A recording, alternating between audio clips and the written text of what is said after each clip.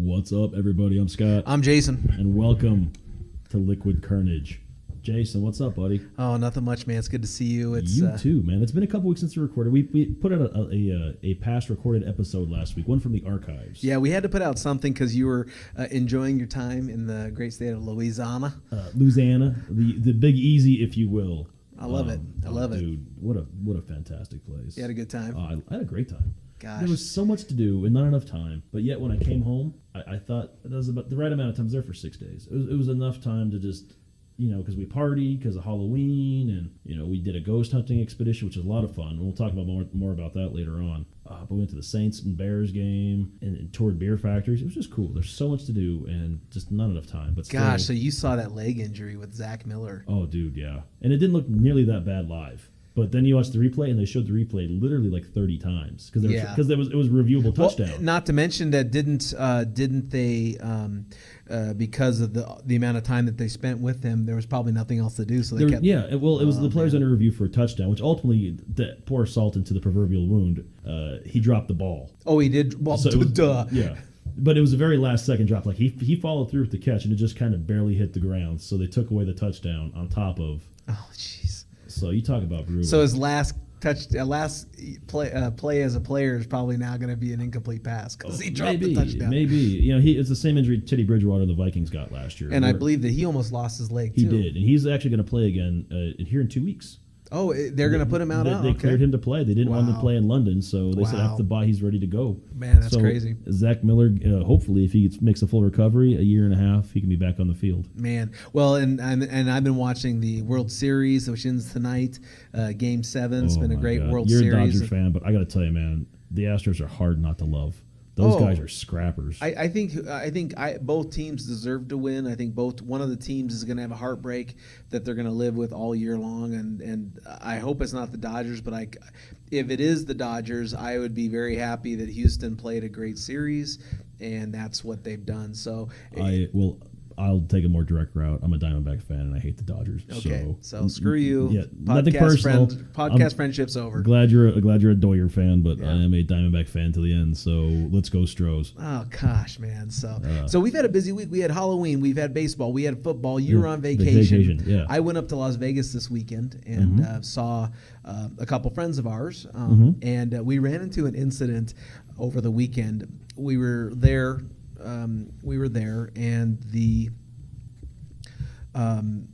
their cat had gotten injured, and they were sitting there having to take the cat to an emergency vet. Oh. And the bill to fix the cat's whatever problem was $1,500. And then as we started talking about this, we realized that they've had this cat for 3 years, and every month they're spending about $400 or $500 per month on this cat. Got me thinking, all righty, when is enough? What are they spending $400 or $500 on this cat for? Usually, it has to do with just. Is it diabetic? Is it insulin? No, it's tests. Like the problem the cat ran into this trip was that the cat couldn't urinate, and so they saw that the cat had a blockage, and they said we've got to get the blockage fixed. So they went in and they. Had the cat stay there for 3 days, or was supposed to be staying there for 3 days so that they could get this blockage. How do you see a cat even pee? I've had 2 cats in my life, and I don't think I ever saw either of them pee. Well, and they both live to be very, very old. And there's probably about 30 years combined with their cat ownership here. And the one time I have seen a cat pee, it was when my roommates had a Siamese cat that peed on my palm tree in my house when I was 22 years old. Death. Cat urine's the worst. I don't know how she was doing it though. They just saw that he wasn't peeing in the little litter box. He hadn't been peeing for 2 or 3 days, and they rushed him to the vet, and he had a blockage, and he had to take care of the blockage. Had the best relief when that. Oh, they had to catheter the cat. That was the other thing. They had to catheter the cat. So, but it got me thinking. Okay, so we love our pets. We love pets. Everyone's got a pet out there. At what point is enough? Man, everyone's got a different answer for this. And I'll be honest, I don't have kids. My 3 dogs are my kids. I think we need to stop before we even get into this, because I have a feeling that we're going to have some PETA lovers, that we're going to have some animal haters. We're going to get a lot of different inputs and responses to this, whether it's on @Liquid Kernedge on Facebook or Twitter. So we'd like to say that the views of this show are purely our own, and there is no need to hate or disrespect or be mean to anyone who would think differently than us. This is by no means a reflection of anything more than just a topic to discuss. That being said, when is enough enough? I've got, like I said, 3 dogs, 3 small dogs, and 2 of my dogs. Well, actually, all 3 are rescues. My first rescue, Walt, has been relatively healthy, but when we had him for a week, he climbed out of the crate and gave himself hernia at 8 weeks old. So he had a hernia surgery and neutering, thank God, in one sitting within getting him for a week. Oh man! So Walt was, and he's been healthy ever since. Knock on wood, But he's been. We need sound effects when that stuff comes up. But that was a pretty significant cost right there, because it was 2 surgeries for one.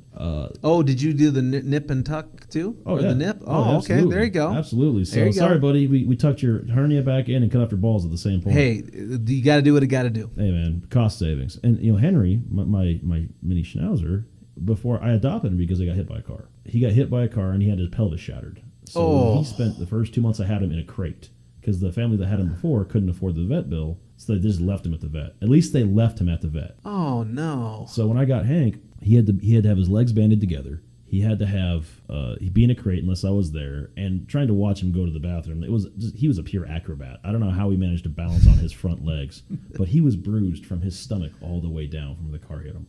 Oh geez! Like, I'm not sure how fast this car went, but he's made a full recovery since, and thank God, because I bought him under their Angel Fund program, or I adopted him under that. His hips are essentially insured. Any hip issues he has, the vet will take care of. Oh, that's a nice program. Which is very nice, because he's a rescue. Okay.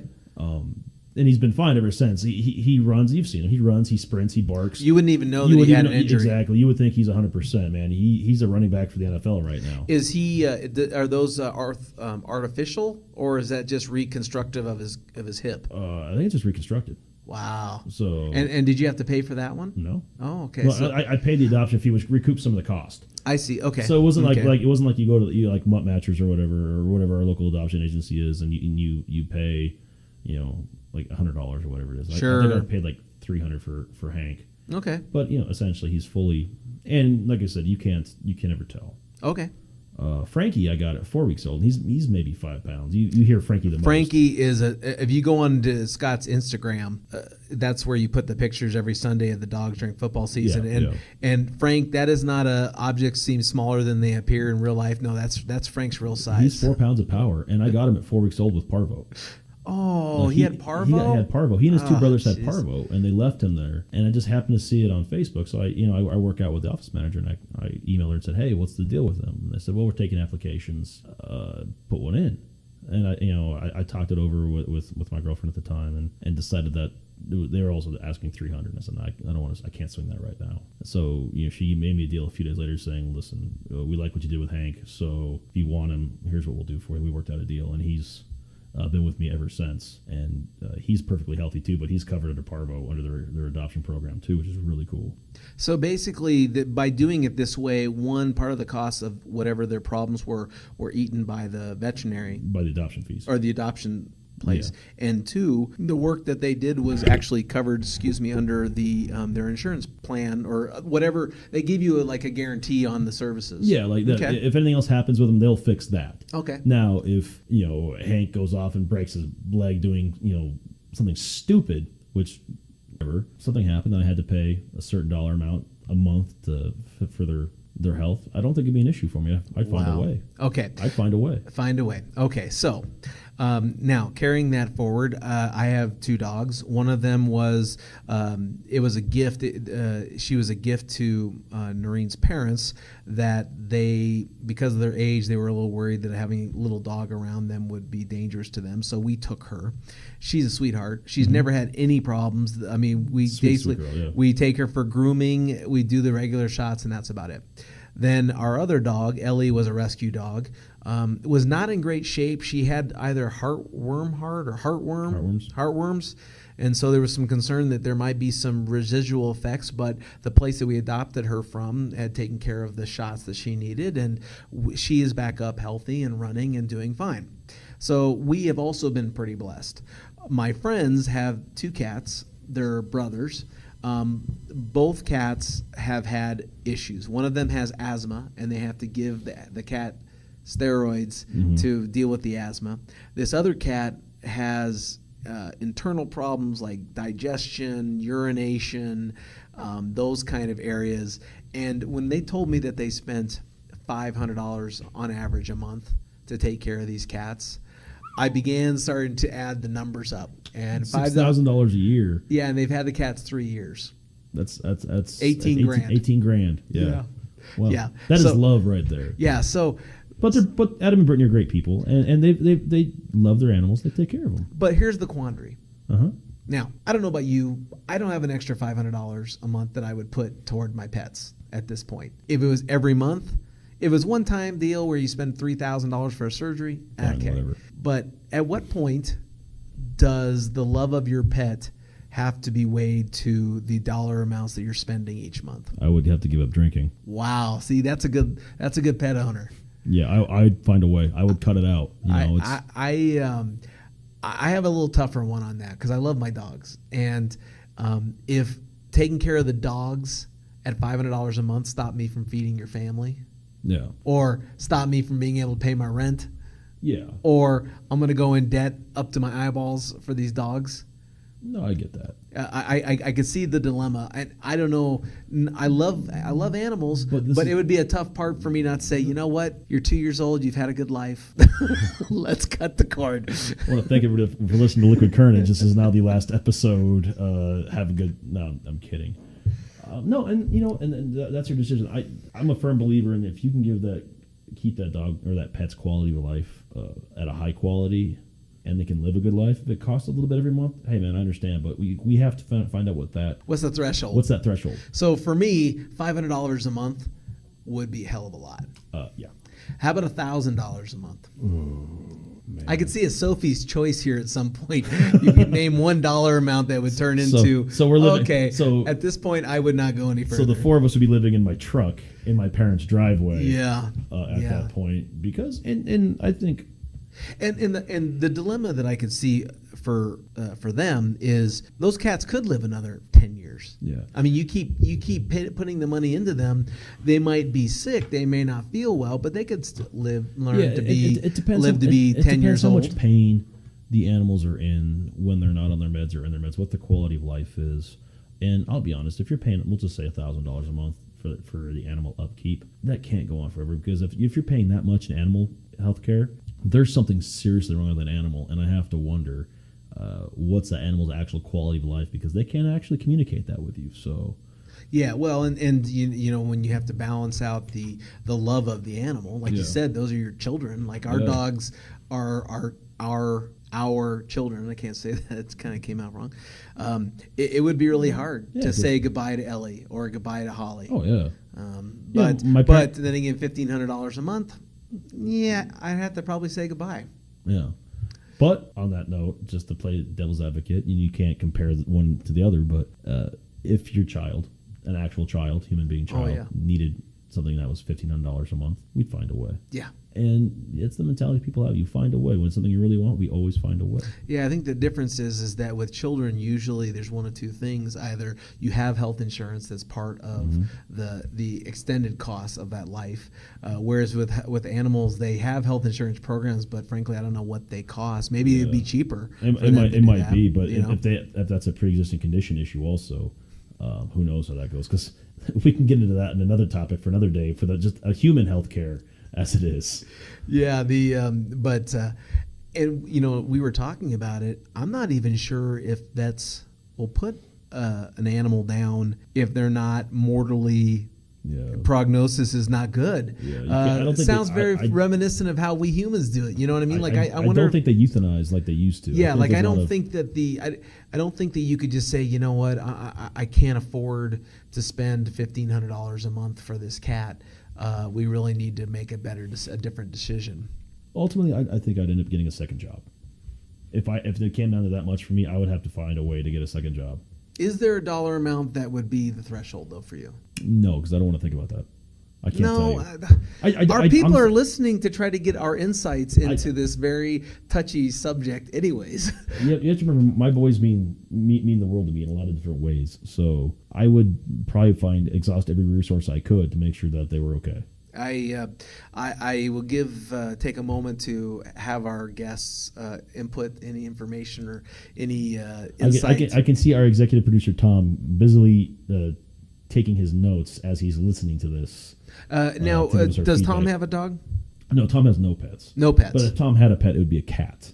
Okay, so if Tom had a cat, knowing Tom, our executive producer, like you do you think that he has a threshold? Or is he kind of a pet lover like you? I think he would say ultimately no, he has no threshold, and if it's got to go, it's got to go. But I think he would find a way. Also, we were raised with animals. We were raised with them as being a part of our family. So, and if we both have the financial capacity to be able to help that animal, when you adopt an animal, you take on that responsibility. It's not a toy; it's a living thing that you are choosing to take care of. So, I like to think that he would find a way. Why do you think people love pets? Like, what about pets? The dogs, the cats, the hamsters, fish. What do you think is the allure of pets? If you had to hypothesize why people get pets.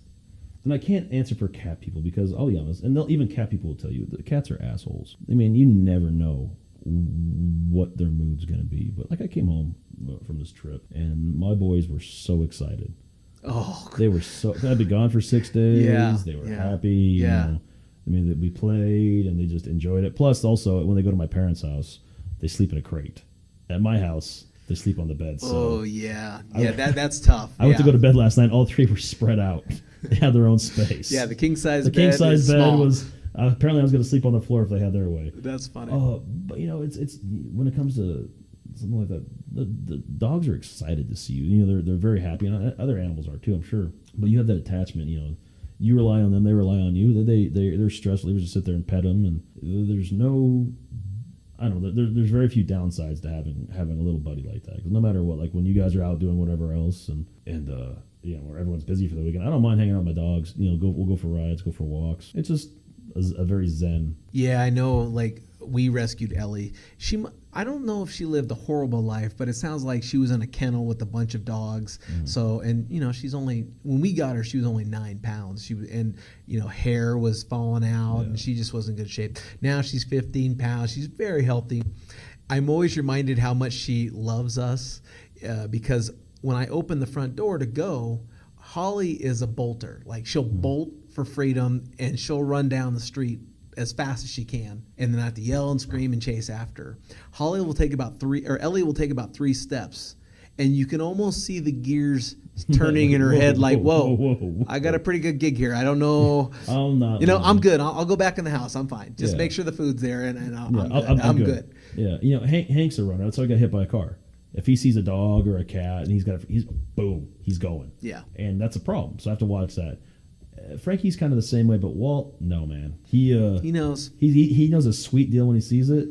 He figures if they're busy, he has all the attention. He can get the spot he wants to go take a nap in. No harm, no foul. And I've only had a few pets in my life because one, I've never been in a financial situation to take care of pets, but two, I've always liked the freedom of just go, don't have to worry. Like you said, you got to group, you got to put the pets up, or you have to have them boarded. But sometimes I look when Ellie looks at me or Holly looks at me, and I know they're not helpless, but so much of their livelihood relies solely on me. And I'm sure all pet lovers who love their pets feel the same way, that they're more than just an animal that's under my care. They oh yeah, they feed me emotional happiness when I pet them and stuff. Oh yeah, and it's funny to talk about how people say, well, you're too attached to your cat or your pets or whatever else. But you know what? Sometimes they're the best person. They're the best thing to talk to because they don't judge. They just want to listen.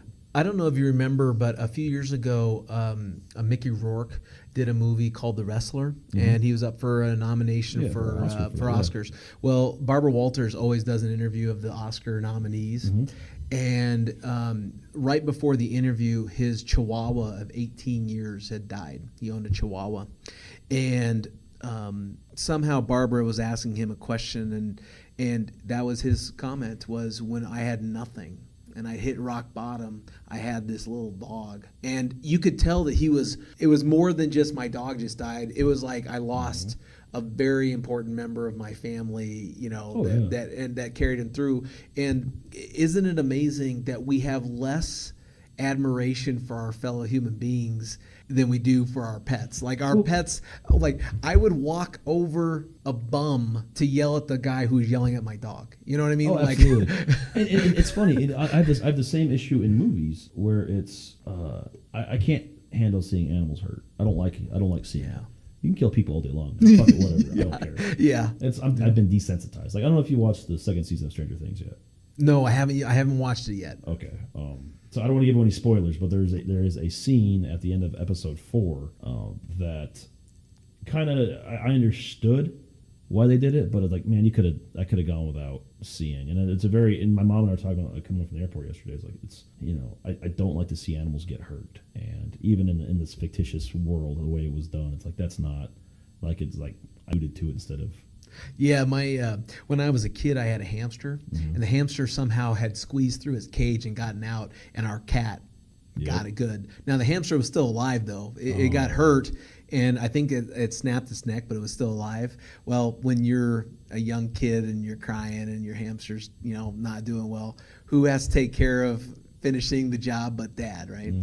So Dad picks it up, and as soon as he walks into the bathroom to take care of this poor animal, I hear him just bawling, just absolutely bawling. And he takes care of it, and he brings a little towel, and he covered the remains. And he said, I killed people in Vietnam and did not have an emotional response like I did killing that hamster. Oh, sure. You know what I mean? So maybe that's why we love pets, is because they rely on us so much. And I think that's why when Michael Vick got in all that trouble, I think that's why so many people hated him, was not to mention was he doing something illegal. It was hurting innocent animals. Yeah, innocent animals that he was, participating, doing horrible things to. I think that's why everyone got so upset with him. And the public outcry was noticeable. It's funny that human on human crime can become an afterthought so quickly, but any kind of animal abuse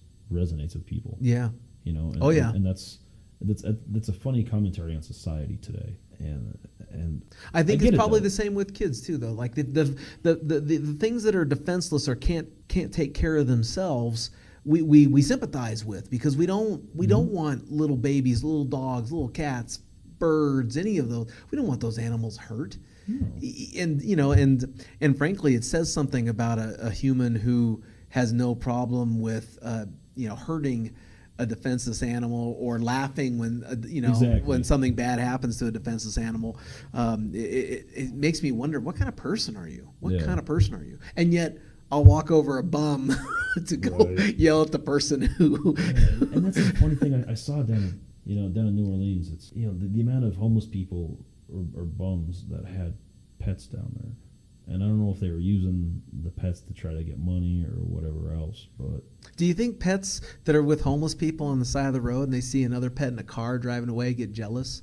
Oh, I'm sure. Like they look and say, God, not only am I a friggin' dog, but now I'm with some poor guy who can't even feed me. Yeah, we're splitting this can of dog food tonight. Yeah. Although they are sympathetic, I'm sure those people get a lot more money too. I'm sure I'm sure they do, because people want to take care of the animals. Are there any pets that you just, even though they're pets and they're animals, I wouldn't take as a pet? Reptiles. Oh, yeah. Reptiles are hard, man. And fish. I don't mind fish because they're very self-contained. Yeah, but, it's like, Fluffy the goldfish died. I guess we got to flush him. I don't know. I don't think I'd like birds. I think they're loud. They probably stink it up a little bit. I had birds for a little while when I was a teenager, and they were okay. Okay. Like, I didn't mind them. Like, it was a cool experience to have. Like, I liked it, but no, man. I think as I get older, I'm a dog person. I don't through and through. I'm a dog person. Like, I've had 2 really cool cats in my time, and they were friendly. They were fun. And one was just a mean son of a bitch. But you know what though? We had him declawed. We had him neutered, and he still had to wear a shock collar, and he was still just an asshole. Wow. So I respect that game. Yeah. I respect Whiskey's game, but I don't need to have another cat, man. I'm done. Yeah. Plus, I think I'm allergic. The older I get, I'm allergic to cats. Okay. So- I think Noreen said that she's allergic to cats too. Because I used to go to my parents' house and I leave and I have to take a Benadryl because I would start to, get stuffed up really well. But I used to be a big dog person. I had a German Shepherd in the lab in my early 20s and 30s. And they were Bishop. Bishop. Remember Bishop? Oh, and man. I wish I had a shot of tequila to cheers to Yeah, Bishop. Bishop was my boy, man. Bishop was a good dog. He was a good kid, man. When he passed, it broke me. Yeah. I mean, it was a rough time. Yeah, that's never fun. That's never fun. But I like small dogs now. I kind of do too. I I like- mean, they're I easier- can see why people like the big dogs. Oh, yeah, I can absolutely. see Me why too. they got, like my friend Pete in Denver. He just got 2 Newfoundland poodle mixes. Mhm. Well, he said those dogs get to be about 100 pounds. Yeah. They're going to be huge. Yeah. You know Huge. how much food they eat and how much shit they put out? The shit I think I can handle is the poo. It's the food that would be like, because you have to get a big 400-pound bag of it. I would go through 100 pounds of food a month for my Shepherd and my Lab and their prime. In their prime. Okay. I go through 20 pounds a month for my 3 small ones right now. Oh, geez, nothing. It's nothing. It's nothing. And these guys, they're not fickle, man. They graze. They don't come in like wolfing all down and want more food. If they eat now, they'll come back in a couple hours, have some more. No big deal. Okay, so what's the one thing you do with your dogs is over the top spoiling, over the top, like people goes, wow, Scott, those dogs live better than you do. Well, a lot of people make fun of me for the fact that I have a tradition on Cardinal game days. They have their jerseys. So you that's right. You dress them. That's right. I put their jerseys on them. I don't dress them up. I put their jerseys on them for the game day. We take it. They get a picture. I put it on Facebook. And last year, I had the Cardinals defensive line all liking the pictures on Instagram. Like they all liked them organically, which is pretty cool. And it got to the point where Tom, our executive producer, would text me and say, "Hey, Frosty Rucker didn't like the picture today. We're going to lose." Oh no! Yeah, because he got to that level of superstition with me too. So it's just something I do. It's like on game day, and Frankie hates it. Hank's cool with it, but Walt man loves it. He sees that jersey, he jumps up there. He's ready to go. He gets that. Gosh, okay. But if there was one thing, it's that they don't eat store-bought dog treats anymore. When my mom retired, she saw on Facebook how to make homemade dog treats. So they don't eat the store-boughts. Nice. They only eat the homemade dog treats that my mom makes for them. Okay. So I came home last night. They dropped the dogs off before they came to pick me up, and I opened up my fridge when I got home, and there's a big bag of dog treats for the boys. So. Oh wow, your mom, that's awesome. Yeah, but she loves them, man. She loves those three. So I have no problem dropping them off. My dad likes them too. I just don't think that he would do the dog treats. I don't think he'd admit to it too much. Yeah. But I did get one text from my mom when I was gone about it, and anyone that's listened to the show from day one has heard Frankie yap in the background. Oh gosh, he's very needy. And he's very vocal. My mom, it's like Saturday night, and I'm half in the tank. And I get a text from my mom, like, your dog is a Nazi. No explanation. Whoa! Like, yeah, figure. So I text her the next day. I said, so what's that about? She goes, no, he has to be held. He has to have this. Well, you're the one doing it, so he's figured it out. You're getting played. Smart friggin' So, dog. Yeah, if you're gonna allow it to happen, there's nobody to blame but yourself. Hey, smart dog. That's all I can say. Yeah, my dogs they get beef or chicken broth mixed in with their dry food, and now they've gotten to the point where they get either ground beef or chicken or even some tuna mixed in with. So they get the dry food, chicken, ground beef or tuna, and a little sauce of chicken broth or beef broth. Wow. Yeah, they eat really good. And Ellie is one of those fast eaters where she eats real quick. Mm-hmm. So she's gone in 20 seconds, and then she licks her plate, and then she'll sit by me and wait patiently to see if Holly leaves anything. Yeah, they have personalities, and maybe maybe that's the best part about pets is. Yeah, they're dogs or they're cats or whatever, but they have personality. That's the best part. They have a personality, and sometimes the personality is I only go to one person, or maybe the personality is I don't care where you sit, I'm in your lap. That's my rule. That's my rule. You want me in your life, that's how you do it. And it's funny. I'd like to get Tom's input on this, but we're running out of time here today. We are running out of so time. So we'll have to come back and get Tom. Tom, I'm sorry for the second time in a few weeks. We're going to have to bump you from the show today. We're going to have to bump you from the show. I do apologize. We'll get you on the show here very soon. I do plan on being in Phoenix very soon to record an episode down there with you. Okay, so what I want to do is... So I will be in Phoenix very soon here. for a weekend, so we will get Tom in studio. Hey, you know, I'll come down too. I think we need to do that. We just need to come down to have a weekend. We'll have a good time, and then we can we'll review our. He always calls me out and says, "Well, you never come down and see me, and you never come out and do this." Like, well, Tom got rid of the spare bedroom though too, so I have no place to stay. So but then again, I kind of like him getting bumped every week too. That's true. That's kind of a fun way to say. Sorry, Tom, we ran out of time. We ran out of time. But we're down in New Orleans. So next week's episode, we're going to work on this weekend and see if we can make this happen. Oh, good. I did a ghost hunt in a children's sanitarium, an old children's sanitarium, with the New Orleans Paranormal Society. Oh, you're freaking me out already. It was amazing. And Chris Melancon, the head of the New Orleans Paranormal Society, has a YouTube channel. And I check it out if you haven't yet. I talked to him about coming on the show, and if we could work out how to get our audio over Skype figured out finally, Chris has agreed to come onto the show. So we're going to see if we can get that scheduled next week to talk about some of the experiences he's had, because some of the stories he told me it made the hair in the back of my neck stand up. Oh, and it would me too. Yeah. And this would be a good additional episode to the one we recorded about things that go bump in the night. Exactly, because he's got some stuff, and he's got some stuff that he has on YouTube also that it's completely freaky, and I think it'd be a great show. So he's willing to come on, and if we can get this working, that'll be next week's episode. All right, sounds good. I'm looking forward to it. That would be a lot of fun, and let's just make sure that we go to our Facebook page at Liquid Kernedge, and Instagram and Twitter at Liquid Kernedge. I'm really excited about next week's episode. If we can get that working, that would be a great episode for next week. If not, we'll have to go down to New Orleans and interview him. Hey, if we have to do that too, I'm willing to fly. It's for our audience. It's for the cause. It's for the audience. We do this for you guys. Well, do us a favor. Go to your pets tonight. Give them a big hug. Let them lick your face or let them rub up against you. Remind us that our pets are wonderful creatures and love them to death, and give them an extra big hug of love. So, with that being said, normally you take us out, but I'll take us out today. So, okay, I'm Jason. And I'm Scott. And if you never know what to say, have yourself some Liquid Kernedge.